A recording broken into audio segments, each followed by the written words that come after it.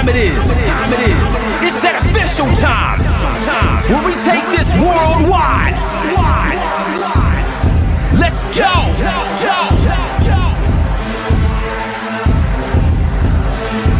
Listen.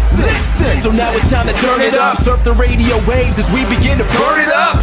We all up in your area like landscape, definitely bringing you the Powerslams Pancakes.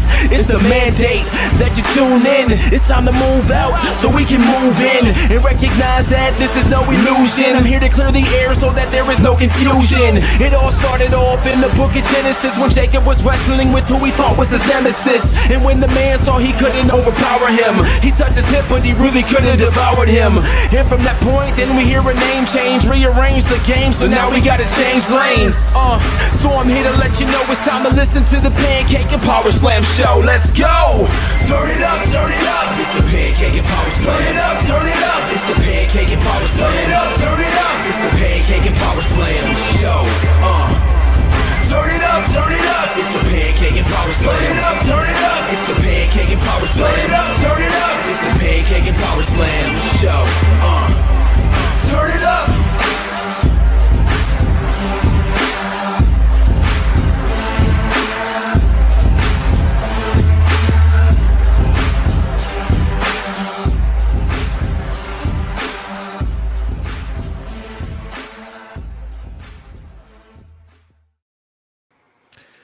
Ladies and gentlemen, it is episode 499. I am Dr. Chris Featherstone. This is the Pancakes and Powerslams Show. Man, oh man. 499 episodes. Can you believe it? 499 episodes. We are 1 week away, ladies and gentlemen, from episode 500. Wow. Episode 500 is just 1 week away. I can feel the anticipation, ladies and gentlemen. It's like the Ultimate Warrior versus Hulk Hogan Royal Rumble 1990, ladies and gentlemen. You can cut the tension with a knife. 499, ladies and gentlemen. 500. 499 straight weeks that this show has been going on. Straight weeks. We have not missed a single week in 499 weeks. Wow, ladies and gentlemen. Wow. Chris is in the building. Tim is in the building. Elvis is in the building. Blah, blah. As a matter of fact, I knew that you were about to give me a pop here. Absolutely tighten up. What a game, Elvis. What a game. I was actually watching the game during my Legion of Raw post-show podcast with Vince Russo. Vince Russo knows I'm a Titan fan. And I was watching the show during the post-Raw when we were live. It was like 3 minutes left. It was so intense. For some reason, Buffalo decided to go for it all. And they could have just kicked the field goal and went to overtime. But no.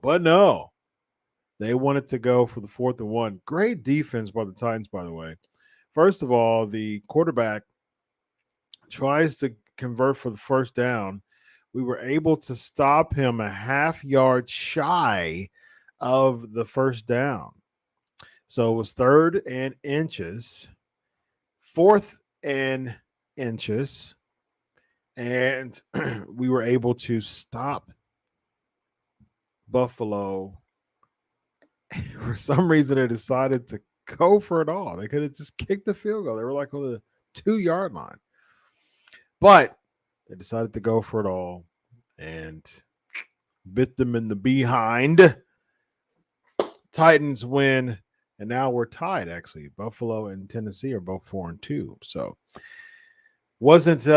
haven't been too enthused about the Titans. You know, we were 3-2. You know, Derrick Henry's still doing his thing. AJ Brown's still doing his thing. Tannehill's doing okay. But it was a good game. I don't know how Tennessee's going to be for the rest of the year, but I thoroughly enjoyed that game, and it was a really good game to put on Monday Night Football. Yes, Ricky, my another first time interview for me. And I'm actually another Hall of Famer. So I'm going to now count my Hall of Famers um, that I've interviewed. So I'm going to go through the list and go through all the Hall of Famers I've interviewed and count them.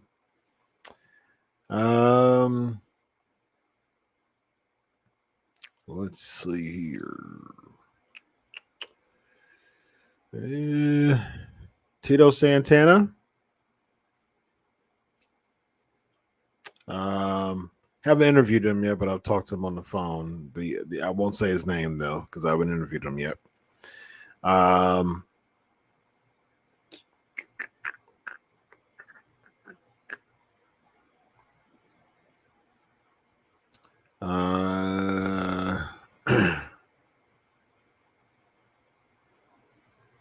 Gerald Briscoe,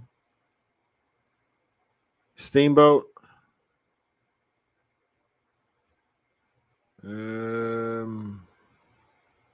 Also, was texting this person, talked to this person, but I haven't interviewed him yet.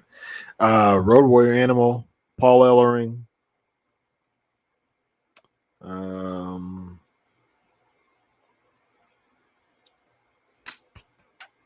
Booker T.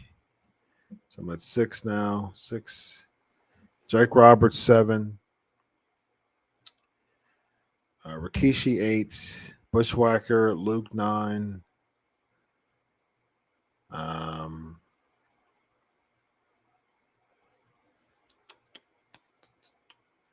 There's a lot of these people that I want to add to my list. Teddy Long, 10. DDP, 11. Goldberg, 12. Jeff Jarrett, 13. Billy Gunn, 14. Stevie Ray, 15. JBL, 16. Wait, did I say 16? Eric Bischoff, 17. 17. Yep. 17 WWE Hall of Famers that I've interviewed. There's a lot on this list that I want to add to it, but hey, 17, ladies and gentlemen. That is a blessing. As someone who grew up as a wrestling fan, to have 17 WWE Hall of Famers on my belt of interviewing, that's a very awesome blessing. We'll talk about Crown Jewel predictions in a bit. We'll actually do that at the end because we're going to go through the history of Crown Jewel tonight. Thoughts on The Rock coming back not coming back next month. He's stuck in Australia for the rest of the year, as far as I heard. So there's nothing he can do about that. So he might make a cameo, I imagine. Khan bragging about the ratings. Renee, I mean, Tony Khan is he's a mark for the business, man. He you can tell, man. He just Tony Khan, man, he's giddy. He's giddy about being the owner of a wrestling company. I saw a picture of him at an ECW event a few months back. It was earlier this year. I saw someone, I think it was on social media or something. Someone posted a picture of Tony Khan at an ECW event. So he's a mark for the business, man. So, and you can tell that he's getting a little bit. Here's the thing. I think that wrestlers, I'm okay with wrestlers being marks for the business because you have to, it's just being passionate about what you get paid to do. I mean, am I a mark for psychotherapy? Sure. I mean, it's not just a job. I absolutely love it. It's tedious, it's exhausting. Am I a mark for it? I enjoy it. Am I a mark for Pro wrestling podcasting, sure. I mean, I enjoy it. I mean, I get paid to do it. Am I a mark for DJing Christian youth events? Yes, I am a mark for that. I am a mark for DJing for sure. I'm a mark for. I mean, I get paid to do everything that I do and get paid for it.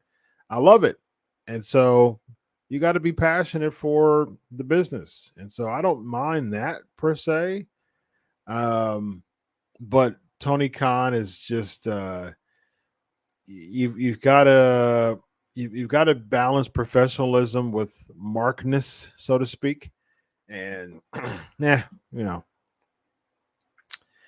I just hope that his words don't come to bite him in the behind. In the behind. Hashtag Ask Dr. Chris, as y'all know. Escape the Undertaker. It was cool. Check out Sportskeeda Wrestling's YouTube page. Vince Russo and I have a review about that movie, interestingly enough. Tim, you keep saying you have a question for me. What's the question?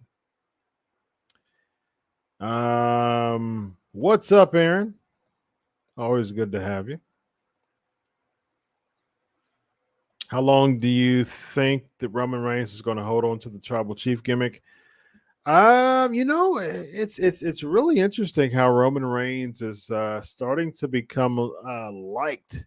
He's done nothing different, but he's starting to get a lot more cheers than he used to. I'm interested in the people who have turned the corner. I've been pro turning the corner on Reigns for years. Many people who watch and listen to this show, they know I've been pro turning the corner for Roman Reigns for quite some time now.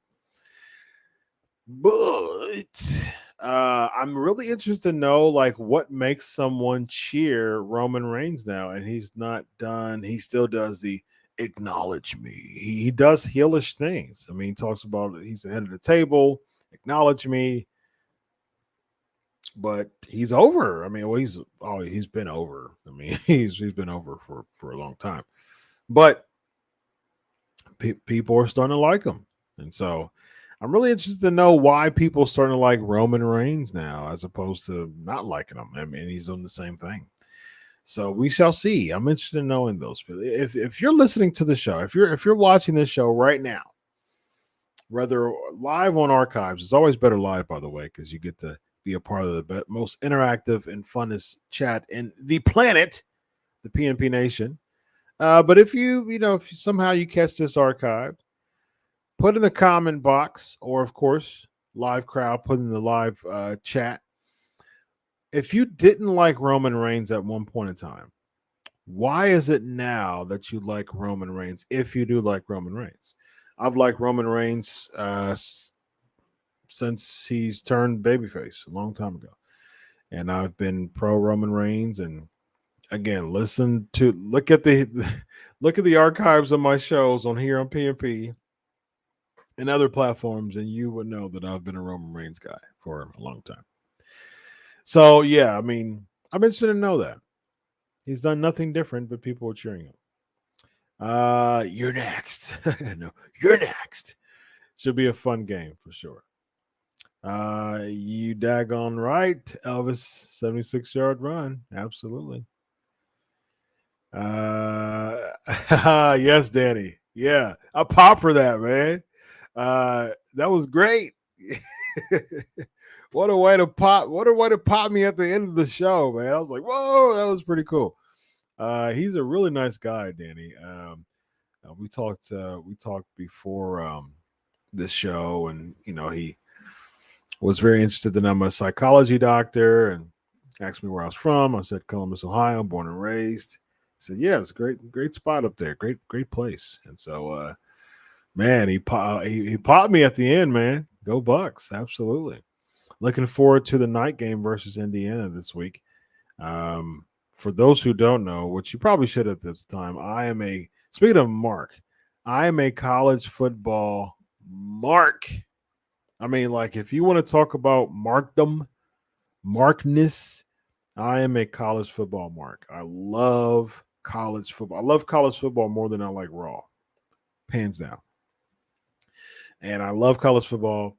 This year is a really, really cool scenario of it is very possible that college football fans could see an all Ohio college football playoffs national championship game.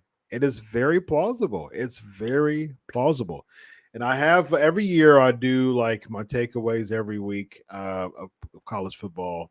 I've been super busy, but I was able to do it this week. And I do a recap on my Facebook page of the weekend of college football. I usually post it typically anywhere between Sunday and Tuesday. I posted this one Sunday, I believe, and I had 8 takeaways for this week. Talked about 6 Big Ten teams in the top 25, 5 in the top 12. Good year for the conference. Talked about Coach Orgeron from LSU being done. Scott Frost continuing to lose one possession games, which is I really question his mental health when it comes to that. Seriously, talked about UC being ranked 2 in the nation, and then I did a scenario which I'll come back to. Then I'll talk about some teams that are out of the top 25: Arkansas, BYU, Florida. Those were in the top 25. Now they're gone. Then I talked about the Big Ten West, how that's opening up with Iowa losing to Purdue. Then I talked about Michigan State is in 2 weeks. Should be a top 10 matchup. Should be fun to watch. And then, of course, enjoy this coming weekend of football, OSU night game, Indiana.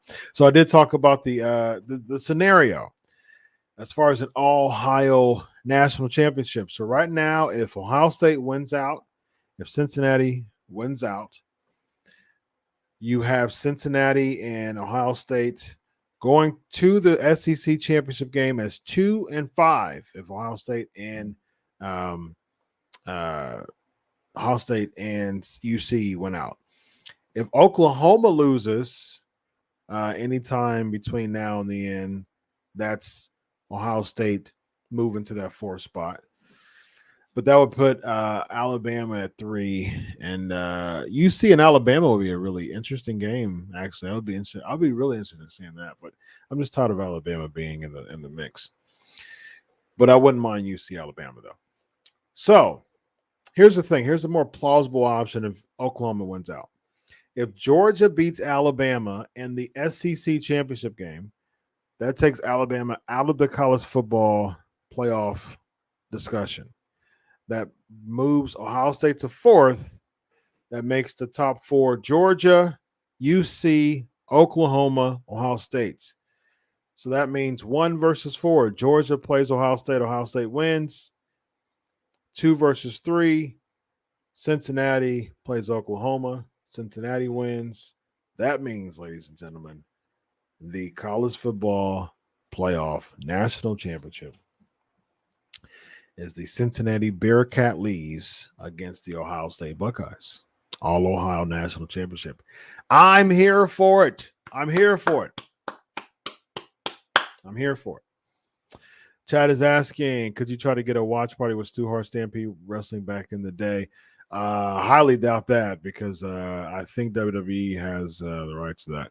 WWE, I was trying to find something that WWE didn't have the rights to, which was Continental. And I've had Continental watch parties multiple times. And for some reason, YouTube didn't like this one. I don't know why, but they didn't like this one. They blocked my video and deleted it.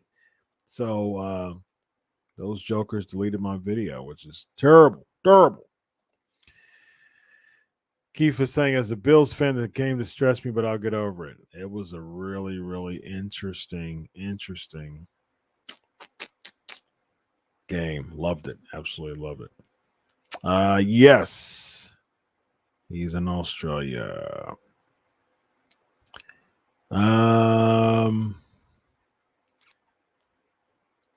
Lots and lots of comments here. What's up, Anthony? Good to have you on the show tonight. My voting on November 2nd. I got to check the issues here in Ohio. I have to check them and see.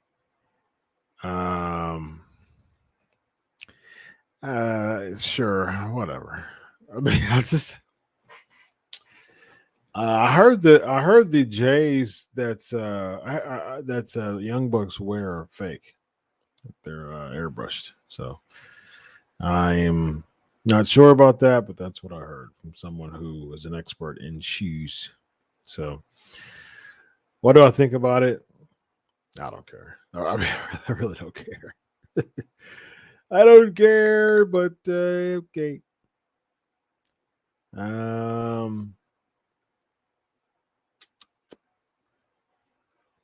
Texas Longhorns. You think Texas can go far? Texas out of the top 25. Texas just lost.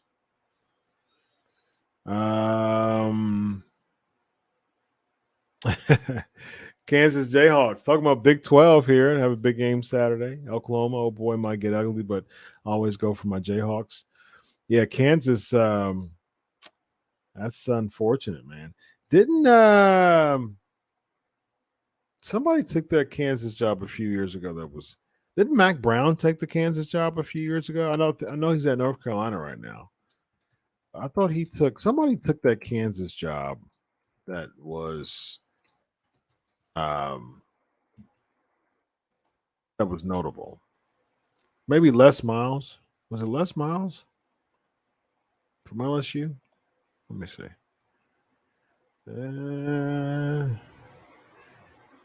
Yeah. Oh, yeah. So it was Les Miles. It was that scandal that Les Miles was a part of about the LSU and conduct and stuff. I don't know where in the world he is now. What's he doing nowadays?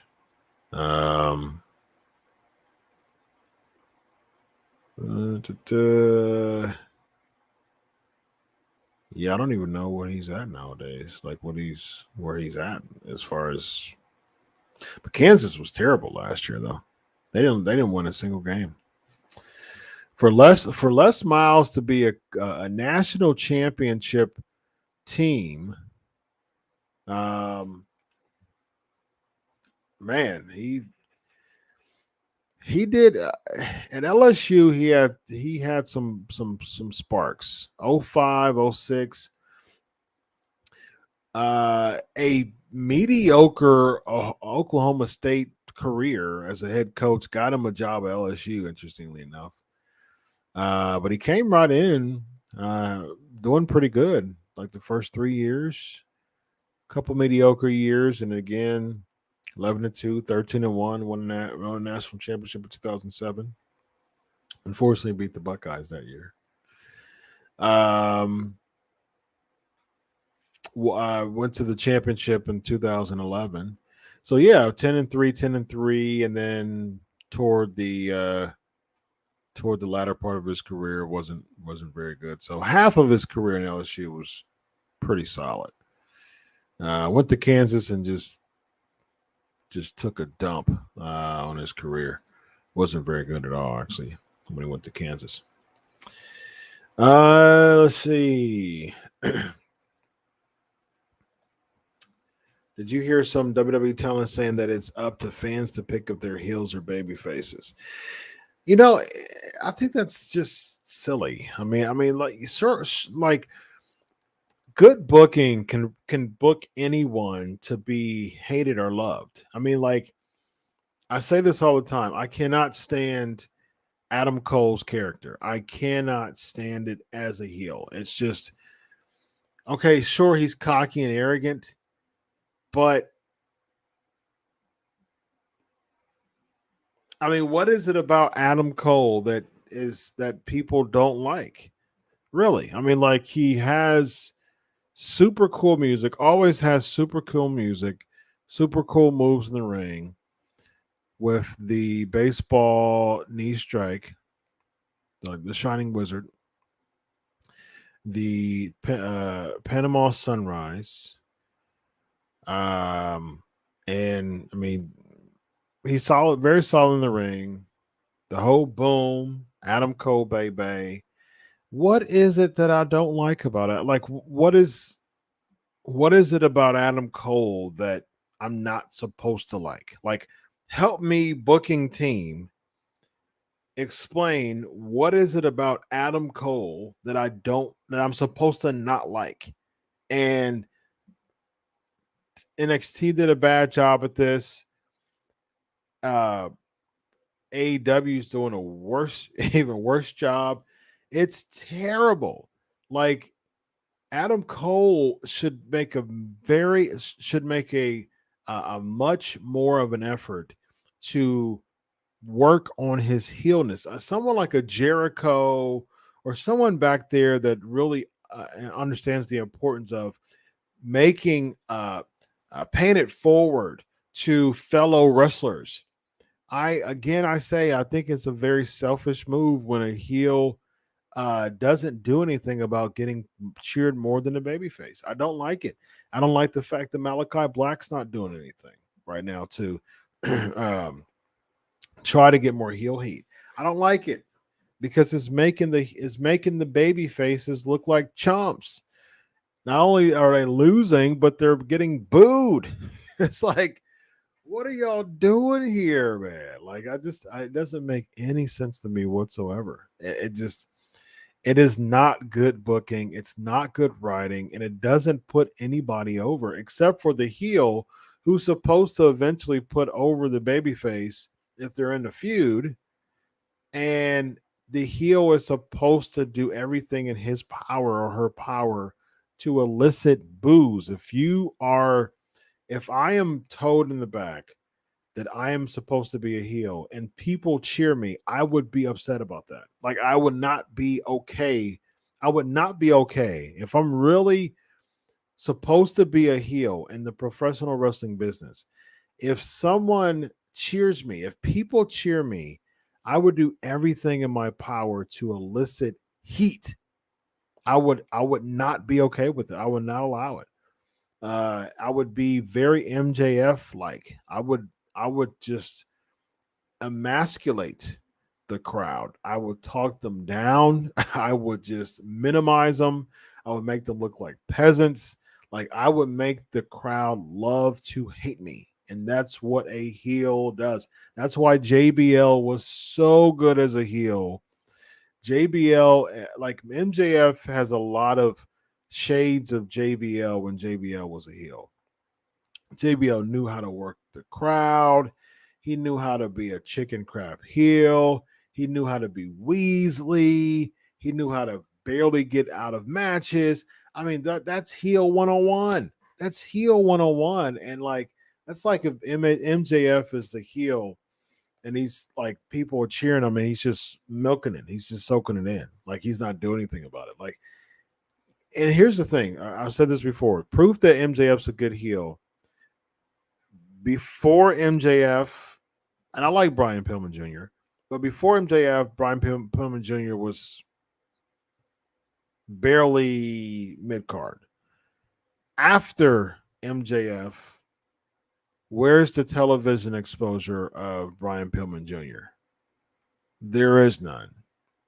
But he main evented a Rampage because MJF is such a good heel.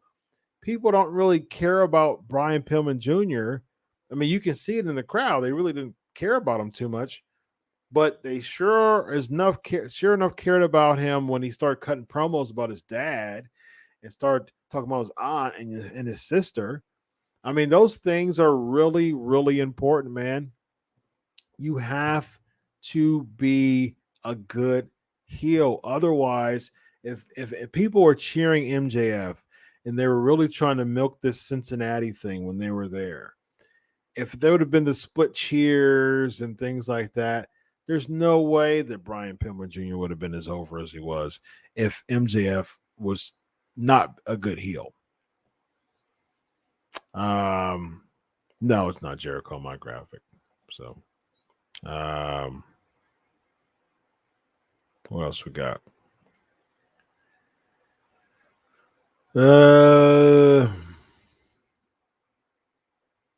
Moose or Tatanka? I've interviewed Moose. Moose before. Tatanka pays to do interviews. I don't pay people to do interviews. I've chatted with Tatanka before. What's up, Shane? Good to have you back. It's been a while since I talked to you. Recently saw an old picture of Steve Simpson beside Dingo Ultimate Warrior. Couldn't believe how much it looked like Jungle Boy and Luchasaurus. Huh? Very nice. Very, very nice.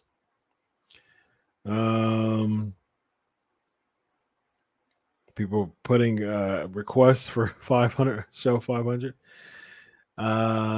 Yes, I do know that he has MLS, unfortunately. Chris is saying you and Russo were talking about how Balor versus Mace was crazy because of the height and weight difference, but I just saw AW is putting over Orange Cassidy versus Powerhouse Hobbs in the first round of their tournament. Here's the thing. Here's the thing. Good comparison, Chris. But here's the only thing that I will give, that if I had to defend Orange Cassidy, this is the only thing that I'll give him. All right.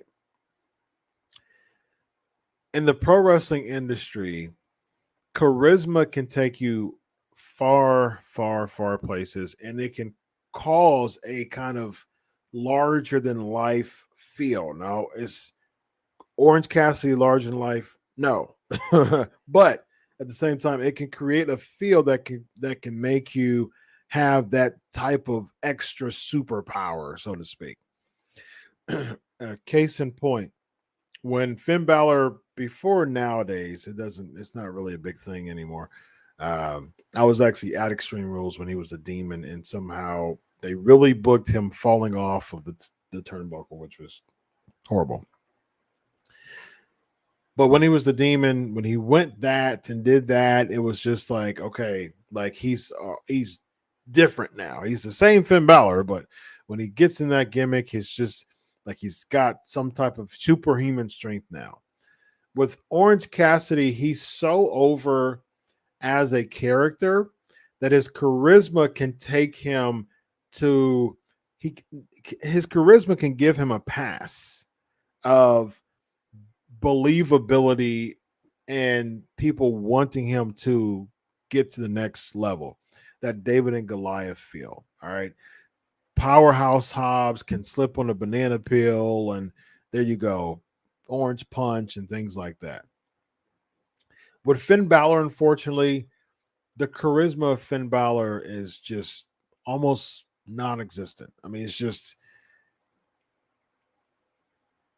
I liked Finn Balor in NXT a lot, actually. In both stints, I think it was a good call for them to do that. But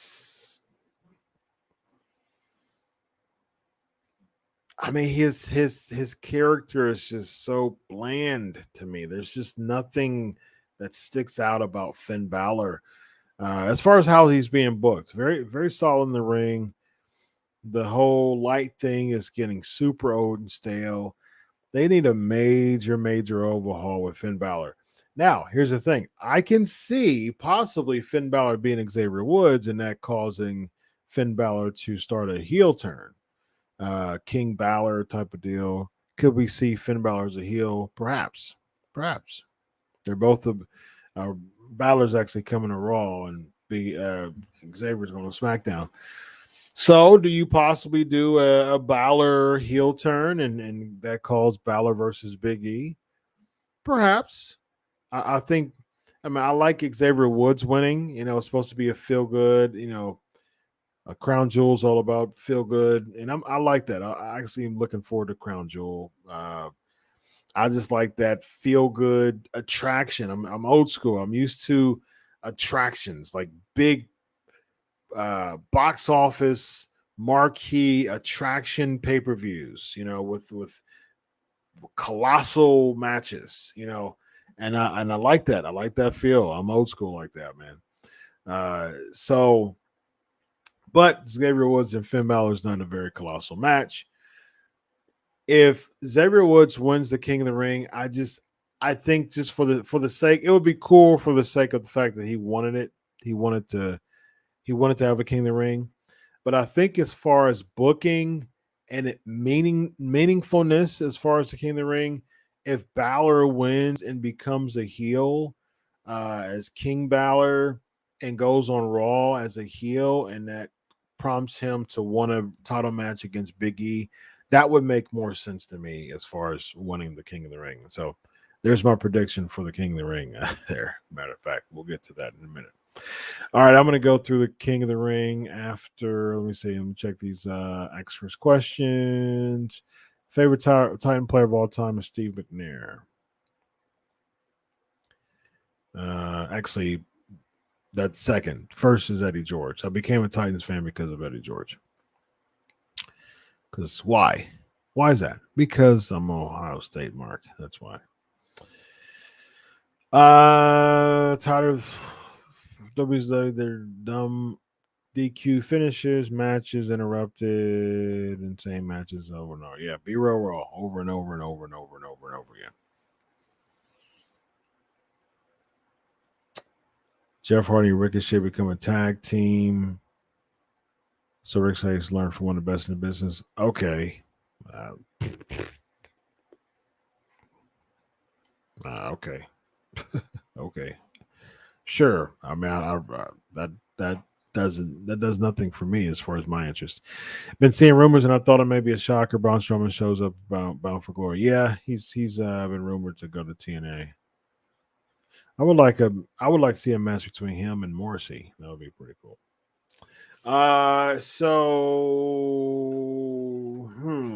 No, maybe regaining the title, but not holding on to the title that long. I do hope he beats Lesnar's record, though. He's got about a little less than 3 months to beat that record. So that would make it what, Royal Rumble time. So yeah, I hope he beats Lesnar's record.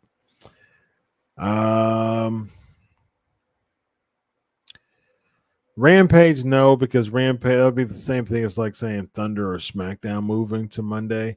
Dynamite, I mean, hey, put his money where his mouth is. Go head to head. Start the Monday Night Wars all over again. I'm game. So multi. So yeah, we just talked about MJF not too long. I think he's one of the best heels in the business, hands down. I think Roman Reigns is up there, and MJF is probably Roman Reigns, I would say, was the best heel in the business, but for some reason, people are starting to like him.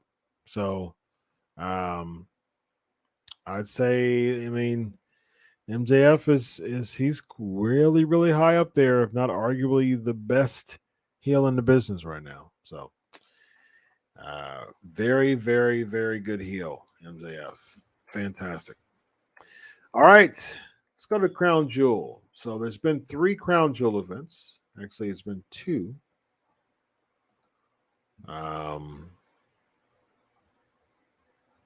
This will be the 3rd one. So 2018.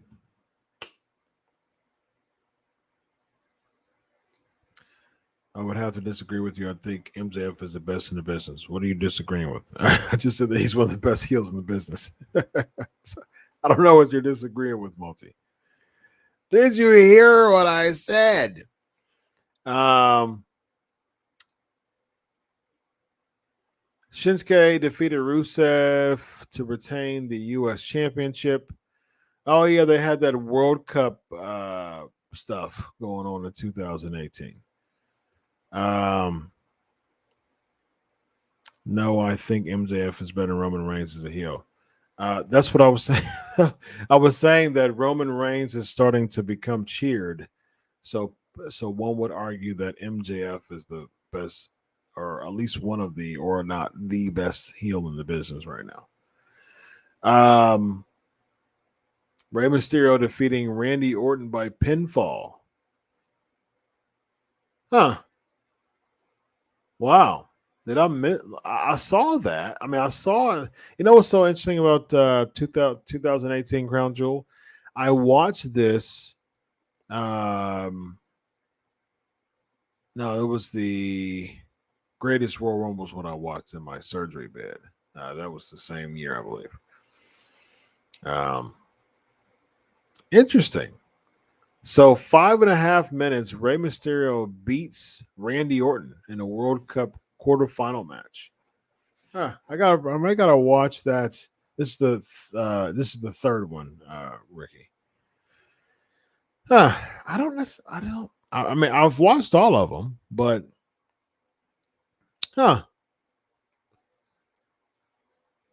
very quick win there. Miz beat Jeff Hardy. Seth Rollins beat Bobby Lashley by pinfall. That's when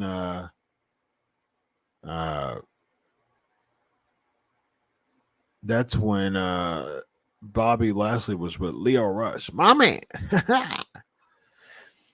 I do remember that. I remember Ziggler beating Kurt Angle cleanly. That was very surprising when Ziggler beat Kurt Angle. It's a clean win against Kurt Angle. I remember being super surprised about that. The Bar beat the New Day to retain the SmackDown Tag Team Championships. The Miz defeat Rey Mysterio in the semifinal. Dolph Ziggler beats. Yeah, that's right. I was surprised that Ziggler beat Seth Rollins too. Yeah, they were on a Ziggler high on this Crown Jewel because Ziggler was with Drew. He was aligning with Drew at this time. That was actually pretty surprising that he beat Kurt Angle and Seth Rollins in the quarterfinals there. And AJ Styles he beat Joe to retain the WWE Championship. Brock beat Strowman to win the Universal Championship. I do remember that. I thought that was not a good call. I think Braun Strowman should have won that. Braun Strowman, Toxic Reaction, winning gold next. I can see all the Toxic Reaction winning gold next week.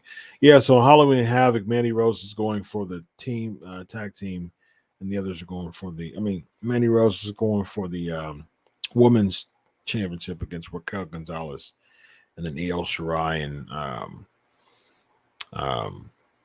Zoe Stark is going against the other two for the tag team. Yeah, I mean, I can see that.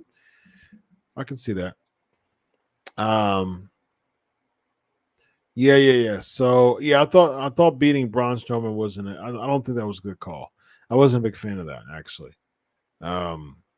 Because I think Braun Strowman in 2018 he just kept getting beat. Like he just kept going over and over, going to the finals, having that opportunity to win the world, some type of world title, and he kept losing. So when he beat Goldberg last year, he wasn't even supposed to be on the show. So that was odd. Shane defeating Dolph by a pinfall. I do remember that.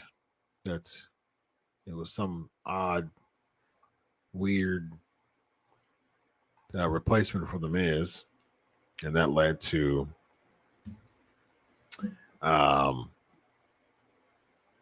some interesting McMahon and Miz feud. D-Generation X defeating the Brothers of Destruction. That's when we had bald head Shawn Michaels, ladies and gentlemen. Bald head Shawn Michaels. 2019. So let me grade that real quick. PNP Nation, when would you grade the 2018 Crown Jewel? So it was mostly the World Cup, title matches. DX and Brothers of Destruction was the marquee match. Elena is the host of Halloween Havoc. Yeah, Still wish he'd come to SmackDown or Raw. Like I said, Chris, I think he should be a manager. I think that's his deal, man. Bray Wyatt and Braun rebuilding the Dark Order. I think they're okay with what they are now. I mean, I thought Malachi Black should have been the leader of the Dark Order. I think Eric Roman should be up in the mix at least, or Eric Redbeard. Yeah, I mean, I Bray. I don't know. I think that might be a little bit too outside of like really Bray's pocket, really. Leading all those people. I'm not a big fan of that. Brody was just such a great choice. It fit so well. Eric Rowan, I think, would be a decent choice. Although Rowan isn't really known for having a bunch of charisma. He's just kind of like the silent assassin type of deal. So it would have to be someone with a little bit more charisma. So yeah, I give this about a out of 10. I give it about a there's some solid matches on here. 6. Give it a 6. 2019. Humberto Carrillo won a 20-man battle royal to face AJ Styles for the U.S. Championship by beating Eric Rowan. The people in the battle royal was Drake Maverick, Heath Slater, Tony Nese, Brian Kendrick. Brian Kendrick sighting 2 years ago. Eric Young, Mojo Rawley, Sin Cara, Titus O'Neil, No Jose, Akira Tozada, Shelton Benjamin, Apollo Crews, Buddy Murphy, R-Truth, Andrade, Neil Singh, Cedric Alexander, and Luke Harper. Humberto Carrillo won that. Very interesting. Brock defeated Cain Velasquez by submission, like a minute and a half. Very odd match. The OC, Gallows and Anderson lastly defeated the Viking Raiders. That actually surprised me because they were pushing the Viking Raiders to the moon. Actually surprised me that they did that to him. Mansoor defeating Cesaro by pinfall. It seems like just about every time Saudi has an event, they want to push Mansoor that night because he's Saudi. Tyson Fury and Braun Strowman. Fury actually surprised me. He wasn't as terrible as I thought he could have been, but you can tell he was putting some time and effort in it. AJ Styles beat Carrillo. Expected. Natalia defeated Lacey Evans. It was actually the first time women were able to compete there. They were like fully clothed, but it was a cool moment. There's a lot of emotion there. So the Team Hogan versus Team Flair deal. It was such a that was the greatest Royal Rumble, I believe. Yeah, interesting. Would you say that any of the card is Saudi have been big? Yeah, I mean there's been a few.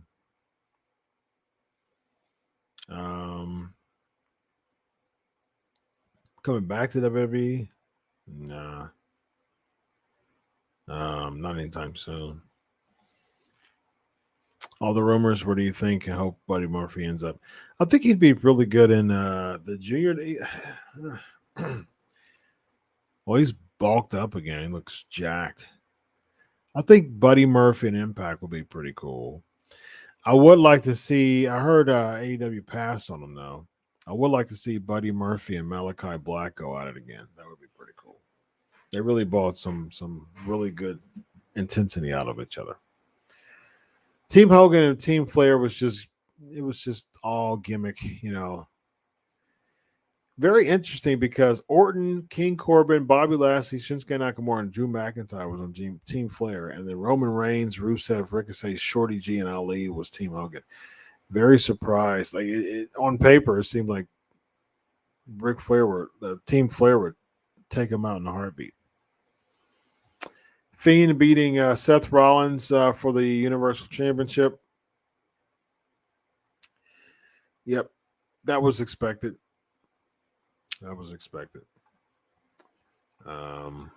Because the Fiend was on a roll at that time. Buddy Murphy, I was saying Junior. The junior division in New Japan, I think it would be a pretty good spot. But he's gotten jacked now. But yeah, I mean, he'd make a really good person in New Japan. But yeah, I mean, I would stay in the States. All right, let's do predictions. Yes, before we go. For this coming Crown Jewel. Let's do Mansoor Mustafa Ali. I got Mansoor. Edge versus Seth Rollins, Hell in a Cell. I got Edge. Doudrop versus Zelina Vega. Doudrop winning the Queens. This neither of them. They've not booked either of these two strong enough for me to care whoever wins. This is a terrible final two as far as two people who they've really marketed. Now, nothing against Doudrop or Zelina Vega, but two people who they've actually marketed to be reputable. It would have made perfect sense if Shayna Baszler would have been the Queen of Spades.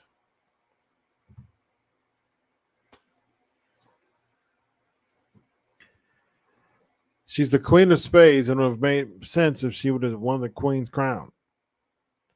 But you got Doudrop versus Zelina Vega. Zelina Vega has barely won less than a handful of matches since she's came back, but she's in the finals. Like, you got to do a better job building up her talent. Finn Balor, I think Finn Balor is going to win.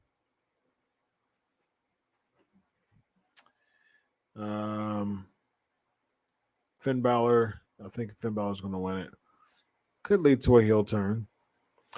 Goldberg's going to beat Lashley. Big E's going to beat McIntyre. RK-Bro is going to be AJ Omos. So Charlotte remain the championship. I think Becky Lynch is going to keep the championship, and then they're going to do just a weird, stupid swap, and then Becky Lynch is probably going to give the title to Charlotte Flair, and then Charlotte Flair is going to give the title to Becky Lynch. What a terrible thing! Such a horrible concept. You have this brand split, and then you said, "Oh, here you go. Here's your title. Here's my title." They did that with the tag team titles last brand split. Hey, New Day, here you go. Here's the titles. Hey, Street Profit, here's your titles. Just horrible. If I could choose, so Doudrop, I think Doudrop's going to win it. I think Doudrop's going to win. Queen Zelina Vega, that would be a boost to her career in a bit, but not in the long run though. Yeah, I think Becky Lynch keeps it and do the weird title swap, and I think Roman Reigns beats Brock Lesnar. So there's been rumors of it being a non-finish. No, I doubt they're going to do that in Saudi. And plus, I heard it's gonna be a non-finish because it could be like a few matches, but I'm not really inclined to see that. I don't see Brock. Brock's he's getting his money, putting Roman Reigns over, and I will say the contract signing at SmackDown was good booking there. That was good booking, pal. I like it. We usually see physicality, but we saw Brock Lesnar cutting a promo and saying, he consulted with his advocate, Paul Heyman, and left. I think that was pretty cool. Pretty cool. All right, y'all. I don't see Brock Lesnar coming like often, I think it'll be like a stretch before he comes. I've heard Lesnar and Reigns at Mania. It'll be horrible. Can we get breaking news that may add Charlotte to the match Thursday? We could have a 2-belt champ. Sure, but I don't care to see that. That actually would make more sense as far as the split is concerned. But I mean, the women's division is so bad that I mean, I wouldn't be opposed totally if they merged the women's championships.